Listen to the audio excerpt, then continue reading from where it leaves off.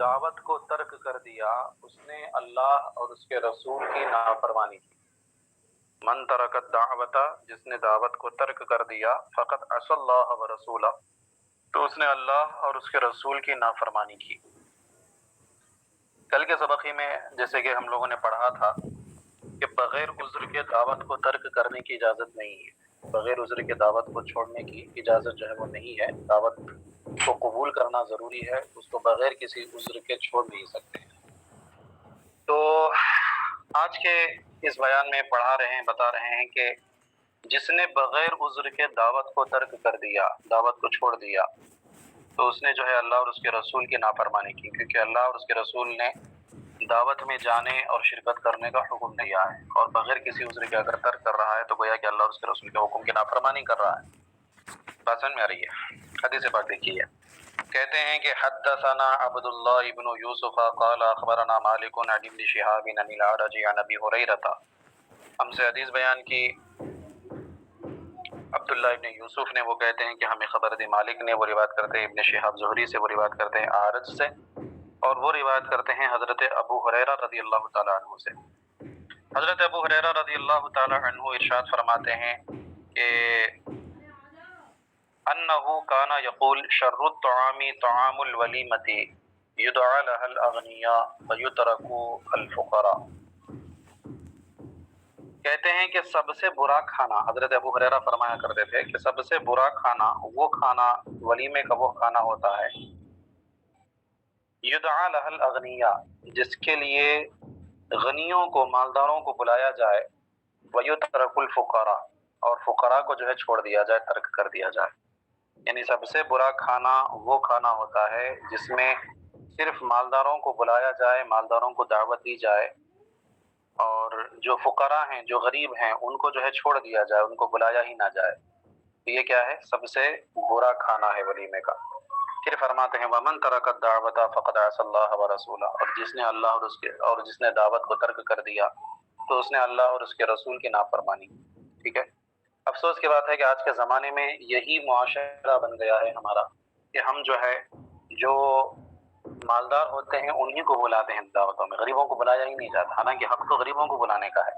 مالدار تو ویسے بھی اچھا کھانا کھا ہی رہے ہیں، حق تو یہ ہے کہ غریبوں کو بلایا جائے، لیکن افسوس یہ ہے کہ غریبوں کو ترک کر دیا جاتا ہے، اس سے مالداروں کو بلایا جاتا ہے۔ تو حضرت ابو ہریرہ فرماتے ہیں کہ سب سے برا کھانا ہے یہ، سب سے بری دعوت۔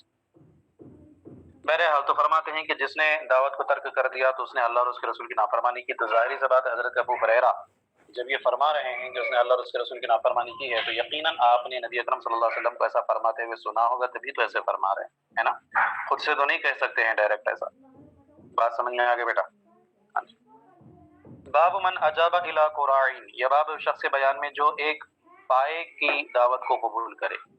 قراع جو ہے بیٹا دست کو کہتے ہیں، بکرے کا آگے والا جو پیر ہوتا ہے جس کو پایا ہم کہتے ہیں اردو عام زبان میں، پائے، ہے نا؟ تو ایک پایا کو قراعون کہتے ہیں۔ تو کہتے ہیں یہ باب ہے اس شخص کے بیان میں جو ایک پائے کی بھی دعوت قبول کرے۔ پائے کی دعوت کا مطلب یہ ہے کہ بکری کا ایک دست، ایک پاؤں کوئی بہت بڑی دولت نہیں ہوتی ہے، لیکن اگر کوئی مسلمان اس کے لیے بھی اگر کسی کو بلائے، بات سمجھ میں آ رہی، تو اس کے لیے بھی وہ جانا چاہیے۔ یہ نہیں کہ کیا ایک پایا صرف کھانے کے لیے وہاں پر جائیں گے، یہ سوچ کر کے نہیں، بلکہ بلا رہا ہے تو اس کی محبت کی دعوت کو قبول کرنا چاہیے، کھانے کی غرض سے نہیں بلکہ اس کا دل رکھنے کے لیے۔ تو اسی طرح سے اگر کوئی انسان دال چاول کھانے کے لیے بلائے تو بھی جو ہے اس کی دعوت کو قبول کرنا چاہیے۔ یہ نہیں کہ جو ہے مرغ مسلم ہو تبھی جو ہے ہم جائیں گے، ایسی سادی سیدھی دعوت رہے گی تو نہیں جائیں گے، ایسا نہیں ہونا چاہیے۔ بات سمجھ میں آ رہی؟ کہتے ہیں کہ حدثنا عبدان عن ابی حمزۃ عن الاعمش عن ابی حازم عن ابی ہریرہ عن النبی صلی اللہ علیہ وسلم، ہم سے حدیث بیان کی عبدان نے، وہ روایت کرتے ابو حمزہ سے، وہ روایت کرتے اعمش سے، وہ روایت کرتے ابو حازم سے، وہ روایت کرتے ہیں ابو ہریرہ سے۔ نبی اکرم صلی اللہ علیہ وسلم نے ارشاد فرمایا کہ لو دعیت الی قراع لاجبت ولو اہدی الی قراع لقبلت، کہتے ہیں اگر مجھے ایک پائے کے لیے بھی بلایا جائے، مگر ایک پائے کی دعوت دی جائے تو بھی میں ضرور اس کو قبول کروں گا، اس کو ترک نہیں کروں گا۔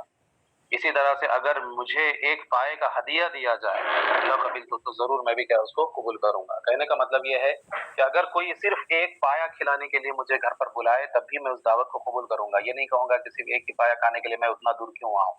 اسی طرح سے اگر کوئی مجھے صرف ایک پایا جو ہے ہدیہ دے گا تو میں یہ سوچ کر کے کہ کیا اتنی چھوٹی سی چیز ہدیہ دے رہا ہے میں اس کو انکار کر دوں، نہیں، بلکہ میں اس کو کیا کروں گا، قبول کروں گا، کیونکہ ہدیہ دینے میں یا ہدیہ قبول کرنے میں، اسی طرح سے دعوت کھانے میں کوانٹٹی کا اعتبار نہیں کیا جاتا ہے، مقدار کا اعتبار نہیں کیا جاتا ہے، بلکہ محبت کا اعتبار کیا جاتا ہے نا؟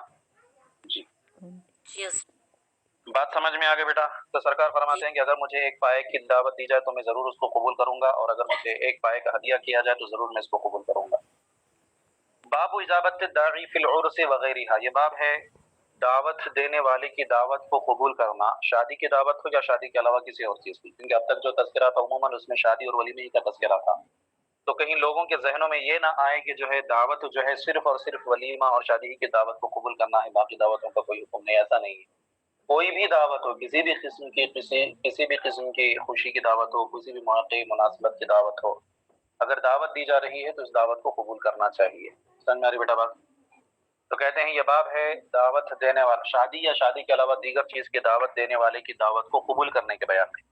حدثنا علی بن عبد الله بن ابراہیم حدثنا الحجاج بن محمد قال جريج اخبرني موسى بن عقبة عن نافع قال سمعت عبد الله بن عمر يقول قال رسول الله صلی اللہ علیہ وسلم اجیبوا هذه الدعوة اذا دعيتم لها۔ ہم سے حدیث بیان کی علی ابن عبداللہ ابن ابراہیم نے، وہ کہتے ہیں ہم سے حدیث بیان کی حجاج ابن محمد نے، وہ کہتے ہیں کہ ابن جریج نے کہا کہ مجھے خبر دی موسیٰ بن عقبہ نے، وہ روایت کرتے ہیں نافع بن عمر سے، نافع بن عبداللہ بن عمر سے، اور وہ اپنے والد گرامی اس کے کہتے ہیں کہ میں نے سنا اپنے والد گرامی حضرت عبداللہ بن عمر کو سنا یہ فرماتے ہوئے، وہ فرما رہے تھے کہ رسول اللہ صلی اللہ علیہ وسلم نے ارشاد فرمایا کہ اجیبوا هذه الدعوة، اس دعوت کو قبول کرو، اذا دعیتم لها، جب تمہیں بلایا جائے، یعنی جو بھی دعوت تم کو دی جائے، جس بھی دعوت میں تم کو بلایا جائے تو اس دعوت کو تم کیا ہے، قبول کرو۔ فرماتے ہیں کہ وَكَانَ عَبْدُ اللَّهِ يَأْتِيَ الدَّعْوَةَ فِي الْعُرُسِ وَغَيْرِ الْعُرُسِ وَهُوَ صَائِمٌ، حضرت عبداللہ ابن عمر جو ہے وہ دعوت میں آیا کرتے تھے، شادی میں بھی اور شادی کے علاوہ دیگر دعوتوں میں، جس بھی دعوت میں آپ کو بلایا جاتا آپ آیا کرتے تھے، وَهُوَ صَائِمٌ، اس حال میں کہ آپ روزے دار ہوتے تھے، یعنی اگر آپ روزے سے ہوتے تب بھی دعوت کو ترک نہیں فرماتے، بلکہ جاتے دل رکھنے کے لیے اور جا کر کے شرکت کر کے حاضر واپس آ جاتے۔ روزے کے سلسلے میں بیٹا اگر آپ نفل روزہ رکھے ہیں اور مہمان زیادہ اصرار کرے کہ نہیں آپ کو کھانا ہی پڑے گا، تو اسی صورت میں کیا ہے، نفل روزے کو توڑنے تک کی اجازت ہے، بعد میں اس کی قضا کرنے کا حکم۔ اور کسی مہمان کے گھر پر جا رہے ہیں تو روزہ رکھ کر کے جانا ممنوع ہے، کیونکہ اس سے اس کی دل شکنی ہوگی، ہے نا؟ یہاں تک جو ہے حکم دیا گیا ہے۔ اور اگر مان لو اتفاق سے آپ روزے سے ہو اور کسی نے دعوت دے دی، تو یہ نہیں کہ روزہ نہیں ہے، روزہ ہے تو آپ انکار کر دیں، بلکہ حکم یہ دیا گیا کہ اس کا دل رکھنے کے لیے آپ چلے جائیں اس کے گھر پر، کم سے کم اس کو اتنی تو خوشی ہوگی کہ بھائی میری بات کا خیال رکھتے ہوئے، مجھے عزت دیتے ہوئے وہ کم سے کم آئے تو صحیح، حاضر تو میں ہیں، اتنی تو بات کی اسے خوشی ہوگی۔ بات سمجھ میں آ رہی ہے؟ جی تو فرماتے ہیں کہ حضرت عبداللہ ابن عمر شادی یا شادی کے علاوہ دیگر دعوتوں میں بھی آیا کرتے تھے، تشریف لے جایا کرتے تھے، جبکہ آپ روزے سے ہوا کرتے تھے۔ باب ذهاب الناس والصبيان الى العرس، یہ باب ہے عورتوں کا اور بچوں کا شادی میں جانا۔ عورتوں اور بچوں کو بھی شادی میں جانے کی اجازت ہے اگر ان کے محرم ساتھ میں ہوں، اگر دور کا سفر ہے تو، یا پھر محرم ان کے اجازت دے دیں جانے کی تو جا سکتے ہیں، بشرطے کہ پردے وغیرہ کی پابندی ہو، جو ان کے حدود ہیں شرعی حدود، ان حدود کی رعایت ہو، تو ان حدود کی رعایت کرتے ہوئے نکاح کی تقریب میں، ولیمے کی تقریب میں شرکت کرنے میں کوئی حرج نہیں ہے۔ ہاں اگر کوئی گناہ کے کام ہو رہے ہوں، مرد عورت سے اختلاط ہو رہا ہو، ناچ گانا ہو رہا ہو، میوزک بجایا جا رہا ہو، یا اس طرح کی کوئی بھی خرافات والی چیزیں ہو رہی ہوں، تو ایسی صورت میں جو ہے نہ جائے، ہے نا؟ کہتے ہیں یہ باب ہے عورتوں اور بچوں کا شادی میں جانے کے بیان میں۔ حدثنا عبد الرحمن ابن المبارک قال حدثنا عبد الوارث قال حدثنا عبد العزيز ابن صہیب عن انس بن مالک قال بصر النبي صلی اللہ علیہ وسلم نساء وصبيانا مقبلين من عرس، ہم سے حدیث بیان کی عبد الرحمن ابن مبارک نے، وہ کہتے ہیں ہم سے حدیث بیان کی عبد الوارث نے، وہ کہتے ہیں ہم سے حدیث بیان کی عبد العزیز ابن صہیب نے، وہ روایت کرتے ہیں انس بن مالک سے۔ حضرت انس بن مالک فرماتے ہیں کہ نبی اکرم صلی اللہ علیہ وسلم نے دیکھا، ملاحظہ فرمایا، نظر فرمائی کچھ عورتوں اور بچوں کو، مقبلین من عرس، جو ایک شادی سے واپس آ رہے تھے، ہے نا؟ اقبال کا معنی ہوتا ہے آگے آنا، ہے نا؟ مقبلین من عرس کا مطلب کیا ہوتا ہے؟ کسی چیز سے، کسی جگہ سے واپس آنا۔ تو کہتے ہیں نبی اکرم صلی اللہ علیہ وسلم نے کچھ عورتوں اور بچوں کو، یہ انصاری عورتیں اور انصاری بچے تھے جو ایک شادی سے واپس آ رہے تھے، تو سرکار اقدس صلی اللہ علیہ وسلم نے ان کو واپس آتے ہوئے دیکھا۔ کہتے ہیں جب وہ واپس آئے دیکھا تو کہتے ہیں کہ فقام ممتنن، امتنان سے اس میں فاعل کا صیغہ ہے بیٹا ممتنن. امتنان کا معنی ہوتا ہے احسان جتانا، احسان کر دینا، احسان جتلانا، ہے نا. تو کہتے ہیں ممتنن، تو نبی اکرم صلی اللہ علیہ وسلم ان پر احسان فرماتے ہوئے جو ہے کھڑے ہو گئے، ہے نا. کیونکہ نبی اکرم صلی اللہ علیہ وسلم کسی کے لیے کھڑے ہوں تو ظاہری سی بات ہے کہ سامنے والے کے اوپر کتنا بڑا احسان ہے کہ سرکار اقدس صلی اللہ علیہ وسلم کھڑے ہو رہے ہیں. ٹھیک ہے، تو آپ یہ بھی کر سکتے ہیں کہ فرط مسرت میں نبی اکرم صلی اللہ علیہ وسلم جو ہے کھڑے ہو گئے.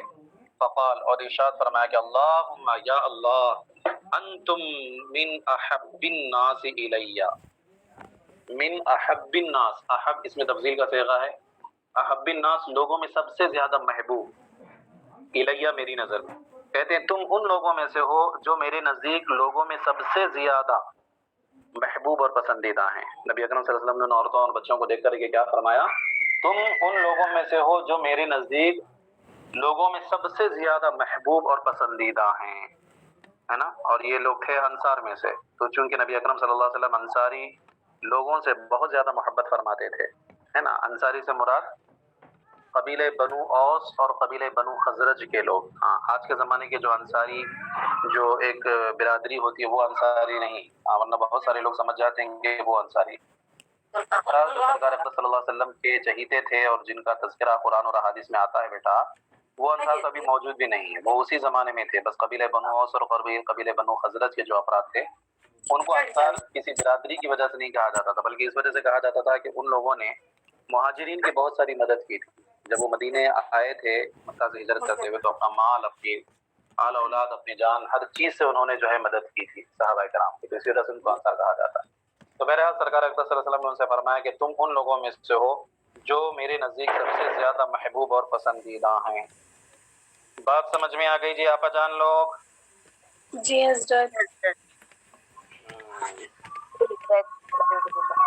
چلیے خیر، بس اتنا ہی رہنے دیجیے، اس کو ملا لیجیے. امید کرتا ہوں کہ سبق آپ لوگوں کو سمجھ میں آ گیا ہوگا. ٹھیک ہے، آگے والا باب تھوڑا سا بڑا ہے، اس کو انشاءاللہ ہم کل پڑھیں گے. ٹھیک ہے، فی الحال اس کو ملا لیجیے، اچھی طرح سے یاد کر لیں، ملا لیں. کہیں پر بھی کوئی دشواری ہو تو اس کو پوچھ سکتے ہیں بیٹا. ٹھیک ہے، چلیے خیر. وصلی اللہ تعالی علی خیر خلقہ و نور عرشہ سیدنا و مولانا محمد و آلہ و صحبہ اجمعین. السلام علیکم.